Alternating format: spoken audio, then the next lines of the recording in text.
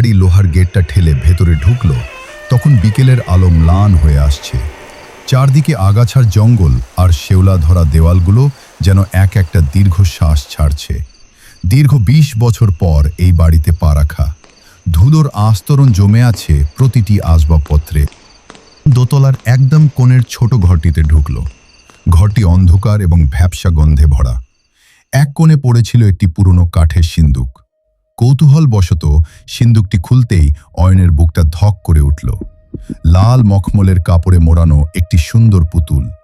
মাটির তৈরি হলেও তার নিখুঁত গড়ন আর রেশমি চুল দেখে মনে হয় জীবন্ত। কিন্তু সবচেয়ে অদ্ভুত ছিল তার চোখ দুটো। নীলচে রঙের সেই চোখের মণিগুলো যেন সরাসরি অয়নের আত্মার দিকে তাকিয়ে আছে।